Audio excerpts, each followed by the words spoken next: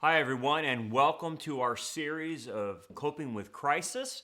And we kind of did this as a way to reach out to folks in kind of a counseling mode because of what the coronavirus did to our lives, and it upended our lives and changed our lives. And now we're getting ready to accept a new normal, as they're calling it. And so, a lot of times, people are struggling during this time. This is a very difficult time for a lot of people because they're not able to do what they're normally able to do. So it upsets them, it angers them, it it puts some people in depression. They become despondent. Whatever. It's affecting a lot of people. It's affecting kids and it's affecting adults. So what we thought we would do is put together a kind of a counseling format online so people can have the resources to go to these videos and get somewhat of a counseling experience, even though we can't meet for counseling or whatnot, but stuff that would generally help them in coping with not only the coronavirus, but coping with any crisis or problem that comes into their lives. And so we wanted to do this for everybody. So anyway, the topic we're going to look at today is handling anger. Okay, so anger is a big problem, especially in this coronavirus crisis that we're going through, because people are losing their jobs. People can't go to school. People are not being able to go to graduation. They're not able to go on vacations. They don't have the money anymore because they lost their job. And so a lot of things are hitting people. And one of the reactions to all of this is flat out anger. Anger is really tearing people apart because they do not like this. And so they don't cope very well, and their anger gets up to a certain level, and they become irritated and frustrated very easily with the family that they're in the home with. They become irritable. They, tensions are high, and so it's because they're holding on to a certain amount of anger, and so everyone is irritable, it seems like. Well, you have to understand what's at the root of anger, and I'm probably going to do a couple series on this because it's more in depth on any emotion that we handle. This and probably depression or grief is probably the two other big ones. And so it takes a little bit more time to flush out anger. Typically, anger is triggered by a sense that you or someone you love or friends with or something is being treated unjustly. Okay? That's what typically triggers anger. You are being treated unjustly, or someone you love is being treated unjustly. Or a lot of times this has no time bearing, so it could be someone treated you this way in the past, someone treated you this way now in the present. So it doesn't matter the time issue. It could happen in the past and you can carry that with you, or it can happen currently right now. Or the same person who did something in the past is angering you still in the present. But it's the idea of being treated unjustly by someone. And I'll get to that someone in just a bit.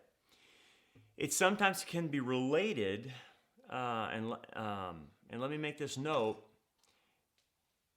to someone from outside of your circle. So you can be ticked off at maybe, a politician or, I don't know, someone outside your circle. By a stranger at the grocery store who cuts you off or acts goofy or does something to you. And that can happen and make you angry, right? Or you can get road rage if someone's driving crazy on the road and you get mad about that.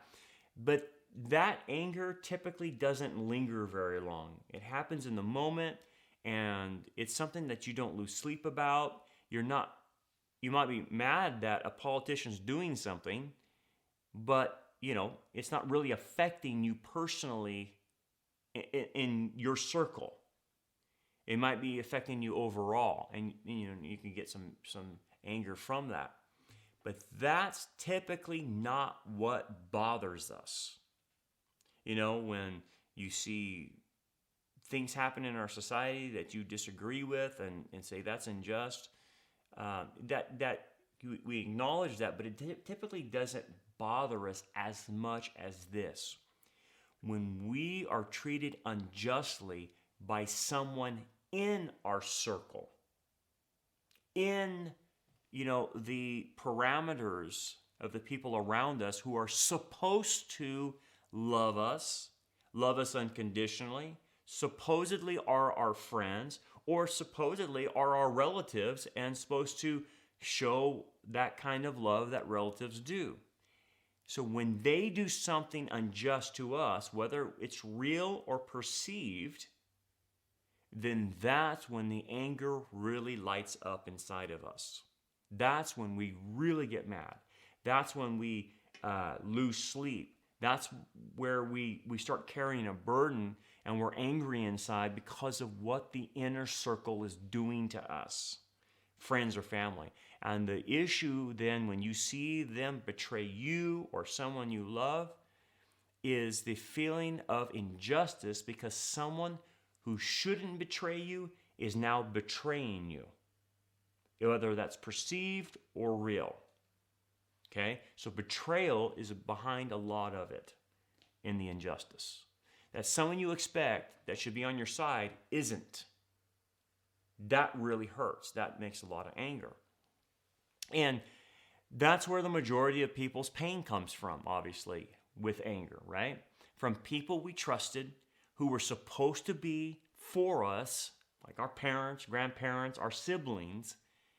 They're supposed to have our back, and they were supposed to be responsible in providing the nurturing we were supposed to get growing up, or the kind of needs being met in a marriage that a spouse is supposed to give us and you're supposed to give your spouse. And obviously they didn't provide that. Or in relationship to our siblings or family members who are supposed to be there for us, supposed to have our backs, you find are not. Okay? That is where most pain is centered, and that's where the anger really ramps up. Okay? So some people deal with anger over injustice and they handle it in a biblical way and they move on and they understand how to process the injustice and what's going on, but most people don't. They don't have a good framework to handle when someone betrays them and causes them an injustice. And the Bible also mentions that you can be angry and not sin. You can be angry over sin and injustice in the world, and that's a legitimate reason to be angry, because you'll see in the text of Scripture, God gets angry when people sin or rebel or disobey Him. And Jesus did this twice in His ministry, where He was so angry, He cleared out the temple. You remember that? And He had every right to do that because of the sin or injustice that was going on there. So there is a time where you can be angry for legitimate reasons, and they have to be legitimate reasons, okay? It's not something that you could just perceive, well, I think they have it out for me, or I think this, or I think that. No, we're not talking about that. We're talking about evidential. They did X, Y, and Z, and I have the evidence for it. That's what we're talking about. Not I think or I feel. That's when you know you're perceiving something and it's not necessarily evidential. Okay? So what the Bible wants you to do when you do get angry for legitimate reasons over sin or injustice, it wants you to channel that anger in a righteous way, which causes the person to take proper action to preserve, protect, defend, or perhaps bring justice to the situation. This is why anger is a gift, because it gives you the energy supplied by this emotion to take the proper steps to rectify the situation of injustice, if it's in your power. Okay? So anger is a gift, but again, it's obviously misused. You have to channel this to do something to protect, preserve, to defend, or whatever, or do anything you can to rectify the situation. That's what anger is supposed to be used for. But have you noticed that many people get angry? Obviously, they don't handle it biblically, and it goes beyond normal anger. Okay? They like overreact. It's like a fuse has been lit. Their anger goes beyond what is required for the situation. The magnitude of it is over the top as compared to what is really required for what they're dealing with. When you see that or you've experienced that, that means the person is being triggered by the nuisance or the irritation that's right in front of them, but it signals that there's something deep down inside that is causing them for their anger to go over the top and maybe lose control. And again, even if they're angry for the right reasons, like there's some type of injustice, that anger then will go over the top like it did with Moses. Do you remember Moses? A Hebrew was being treated unfairly by an Egyptian taskmaster. And so Moses intervenes, and he was right to intervene, obviously. He had the right intentions. He wanted to solve the injustice that was going on there. But what happened to Moses' anger? It went over the top, and he killed the guy. He didn't need to do that. He lost control in his anger, and it caused him to murder the Egyptian. And he did it with premeditation, by the way, which means that his anger was seething. It was beyond normal, over the top. Instead of just protecting the Hebrew slave like he should have and say, hey, leave this guy alone, he kills the guy. Whoa. That's an example of what we're talking about. That the anger just goes over the top. You could see this with Saul with David. His anger was so out of control. He was trying to kill David.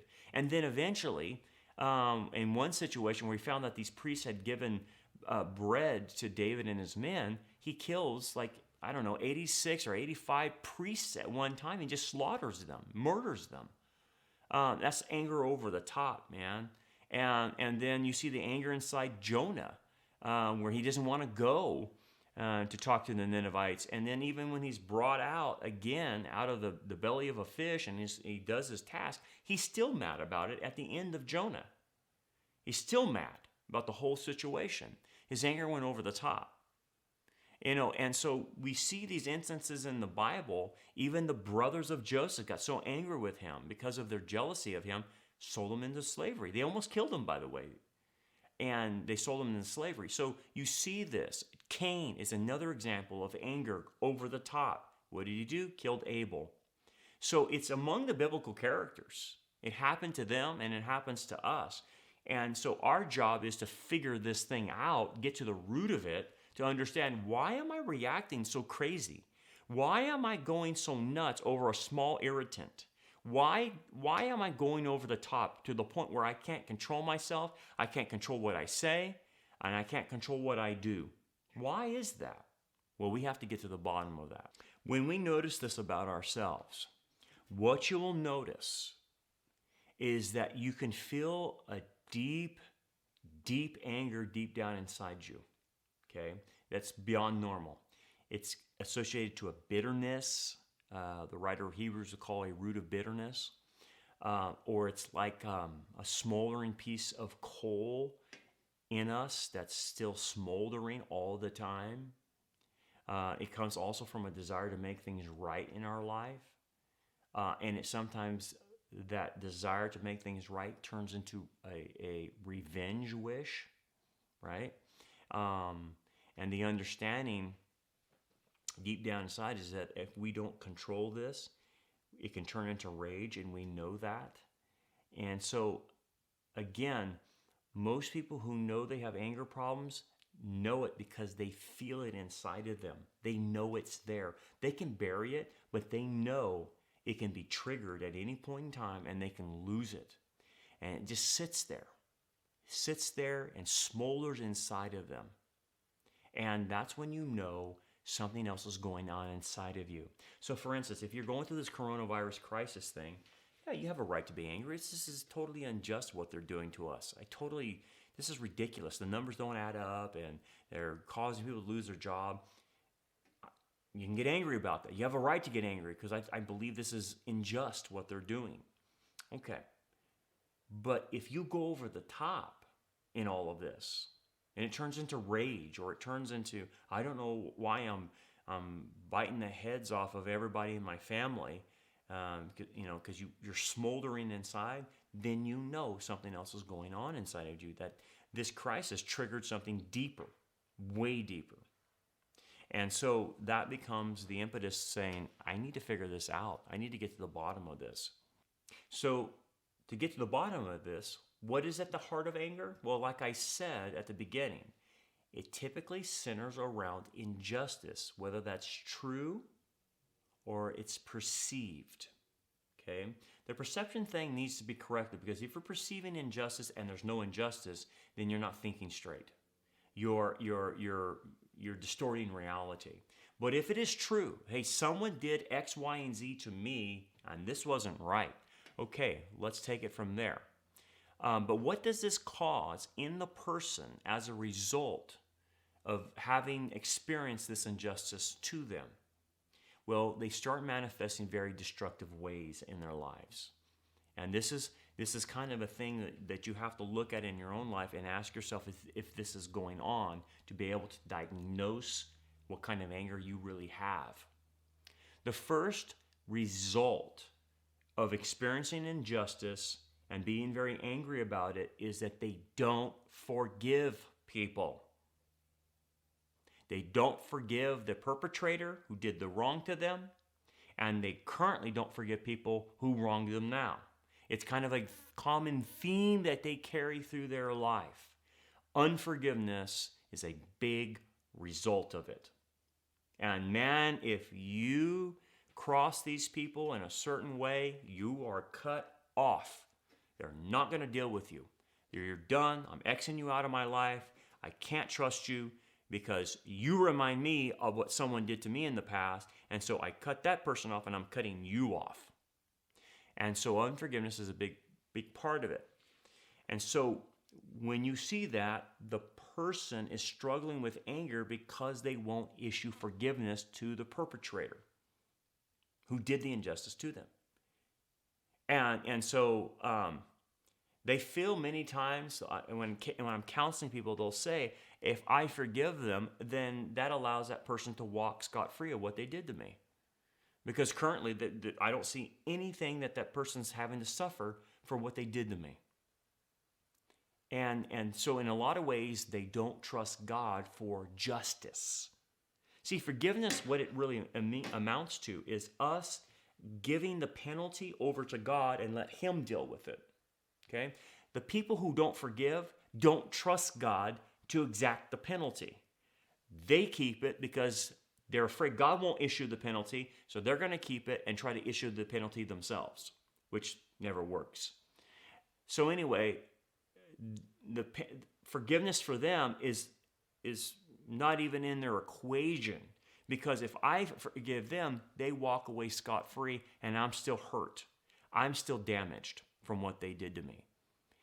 And so the struggle that person is having is that they don't trust God to exact the punishment. Let me take that out a little further. This person or people who did things to you, if they become a believer, where is their punishment now? On the cross, on Christ, because everything they did sinful has now been paid for by Messiah. So therefore, there will be no penalty because Messiah paid for their sins, just like He paid for the sins of you and I, right? So it's funny that people who are unforgiving, they want their sins forgiven, but they don't want other people's sins forgiven. They want to be forgiven at the cross for all they did, but they don't want that person to be forgiven. You see how it works? It's a game they start playing with themselves. And then, let's say the person, never repents or you never will know how the penalty phase is coming out, because a lot of that's behind the scenes. And you have to trust God for that. Because what you have to trust is the wages of sin is death. Do you really believe that? Because if you believe that, that means that when that person sinned against you, they introduced the death principle into their life, and it is working on them. It is happening to them. They're experiencing a type of death, whether that's relational, whether that's psychological, mental, emotional. They are experiencing a death, and ultimately physical death might come into play eventually. But this is where the person fails to believe the scripture. They fail to believe the wages of sin is death. Because they say, well, they're just walking scot-free. There's nothing happened to them. They're just carrying on with life. Yeah, you don't know the damage it's done to them. Sin destroys, and you have to trust that. So they're paying their price for what they did. They are paying for it. And ultimately, if they don't accept Christ, they'll pay for it in a lake of fire, right? And ultimately, at the Bema seat, if they continue on and do stupid things and sin against people, even as a believer, what's going to happen at the Bema seat? They're going to lose rewards. So we have to trust God for that it's all going to be taken care of eventually at the Bema seat or at the Great White Throne Judgment, whether they're believers or not. But what do we want? We want justice now. On our timetable, in the season that we're in, I want to see them pay. And when you don't see that, you lose faith in God, and you become the one who will take revenge. And how do people take revenge? Well, sometimes you physically revenge, right? You see that happen all the time. That's where crime happens. Most of the crimes are, domestic crimes are revenge, right? A lot of it. But if not, then they'll do passive-aggressive ways to get back at the person. They'll seem nice on the outside, but come around the back door and stab them in the back. That's what a lot of people choose to do, is a more clandestine revenge. And then they take delight in the demise of other people. When they do see something finally happen to that person that sinned against them, they're like, good, they deserve it. But what does God say? He says, you're not to take delight in the demise of other people. He says that himself about him. I do not get any pleasure about the death of the wicked. I do not. There's no pleasure in this when the wicked pay for what they're doing. He would rather not have them have to pay. His son paid it. But see, that's the little problem people start getting into when they've been hurt. Okay? So that's the first sign. They won't forgive people. What's the second sign? They won't be honest with themselves. They simply refuse to be honest with themselves. So what do I mean by that? Well, they try to convince themselves that they don't have this anger, that it doesn't exist inside them. They try to cover it up and bury it deep down in their soul. And so they smile in effect, but deep down inside they're seething with anger because they don't want to seem like they're an angry person or anyone to catch that they're angry. So they put on a good front because they don't want people's reaction to their anger. And this, obviously, when they know their own anger is there and they're burying it and they fear their own anger and what it can do, it puts them in an out-of-control situation. They feel out of control. So they'll try to control everything. This is where the controllers come from. And they try to keep control of the front they're presenting to people. Well, I can tell you this. You can only keep that front up for so long until the longer you spend time with other people, the more they're going to sense, hey, there's something wrong with you. And they'll see through the front. So you can put the front on as you walk Sunday morning to church and put your Sunday smile on. But when someone gets to know you, they're going to know, hey, I think there's something wrong with you, man. What's happening? And this is what happens when someone denies the anger inside of them and doesn't want anyone to know about it. Because a lot of times they feel that if people saw their anger, they would be rejected because of their anger. So they bottle it up, never resolve the issue, and also won't confront the people who hurt them. And so they start feeling hopeless about themselves because they know that this anger is not right. God wouldn't want them to be angry, but they don't know how to let it go because they're trying to keep a front. What that person needs to do is go before someone that's safe and say, I need help with my anger. I have a problem. I don't know where it's coming from, but I know it's there and I'm seething inside. God wants you to reach out for help, not bury it and pretend you don't have it. But this is another common trait of those who are angry and go over the top with their anger. Another result of having experienced injustice and what happens in their life because of experiencing this injustice and being very angry deep down inside is they will criticize other or be sarcastic with people to make themselves feel superior to others. Have you ever been around a person like that? They criticize constantly, or they're at least sarcastic all the time. All the time. I'm not saying occasionally, but all the time.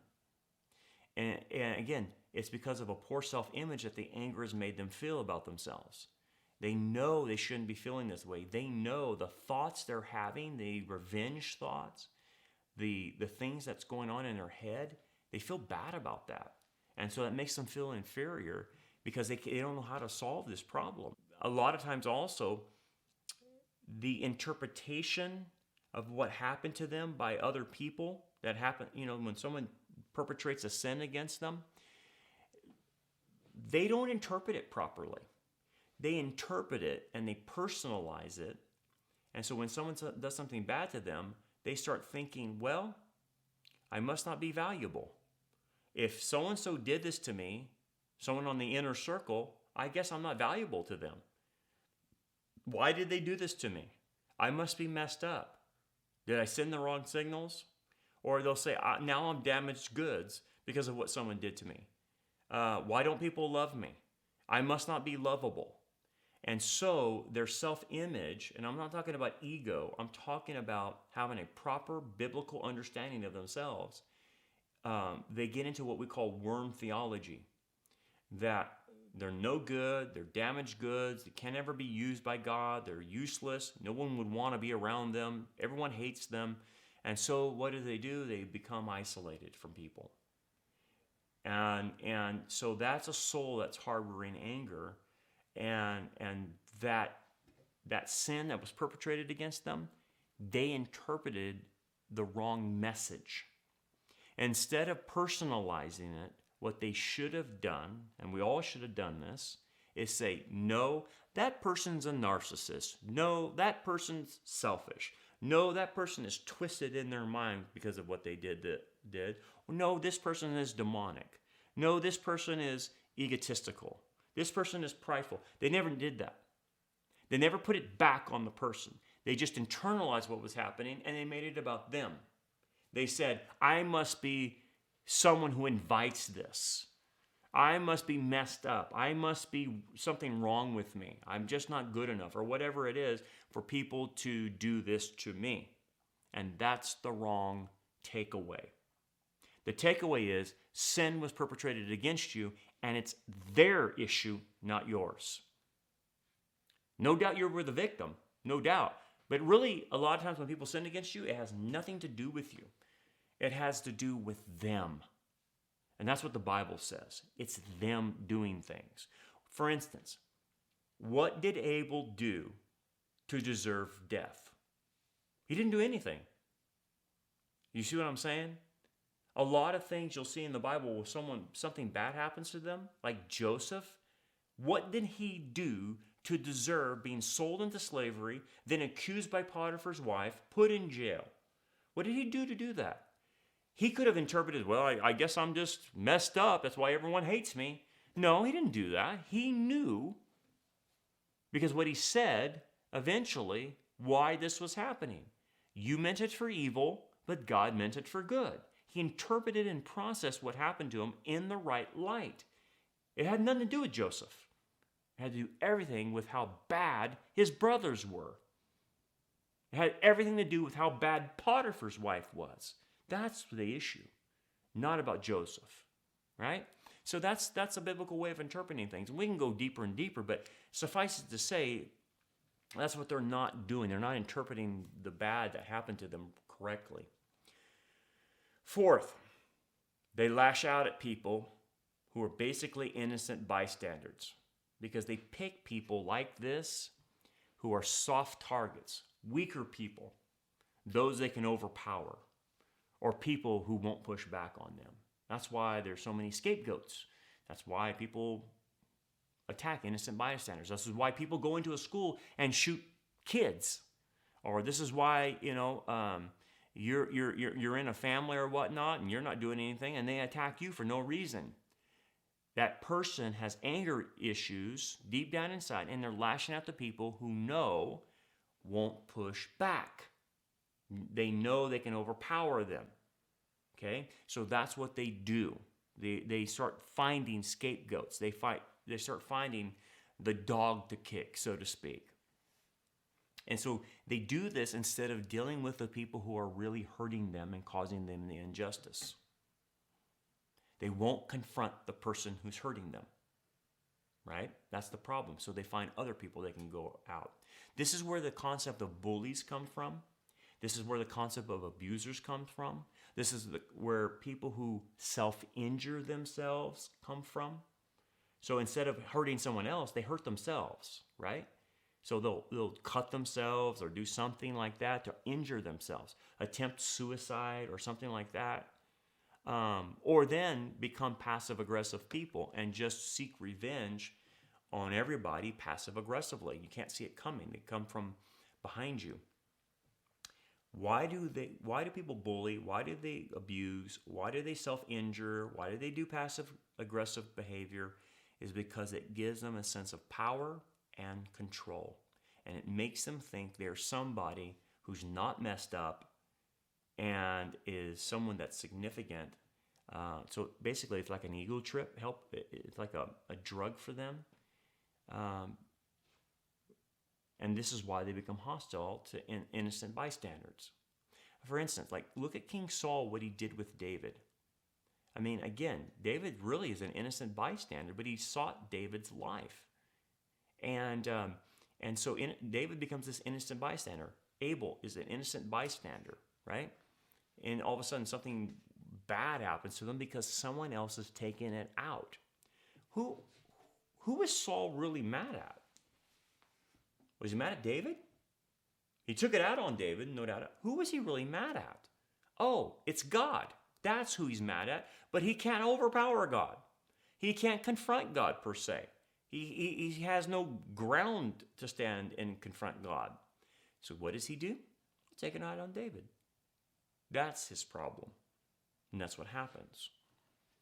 The other result from deep-seated anger is a loss of fellowship with God. When this happens, the person loses access to God's wisdom and direction. They exhibit a lack of spiritual strength. They believe that God is unconcerned about their lives. They stop serving God, and they stop becoming like Christ in their sanctification. And here's the scary part. A lot of their spiritual development and maturity is arrested, but then something happens to them, and it happens, and they didn't see it coming. And when they look back, they say, "Oh no, I can't believe this happened." And it's this: they become like the person they're angry with. You become what your focus is. If your focus is on the perpetrator who did something bad to you, you will become just like them one day. And again, it's a weird phenomenon, but it happens. If your focus is on Christ, guess what? You become like him. But if your focus is on a perpetrator, you become like them. You will actually model who you're focused in on. And so a lot of these people are focused in on the perpetrator constantly. And then they act just like them. They actually repeat the same patterns. And they do it to other people in their lives. It's crazy, isn't it? But it does happen. So spiritually speaking, to add more to this, they get irrational. They get distorted thinking. They get calloused of heart.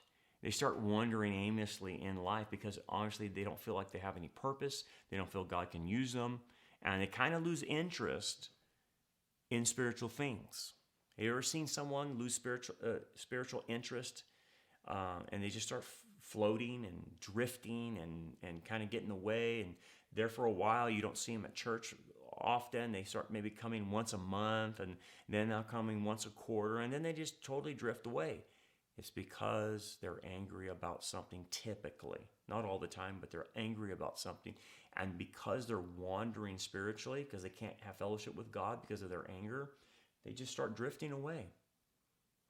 They have taken their anchor off of God. And they put their anchor up in their boat and they're just floating. Just floating. They don't know what to do. They don't know where to go. They're just floating. They become a wanderer.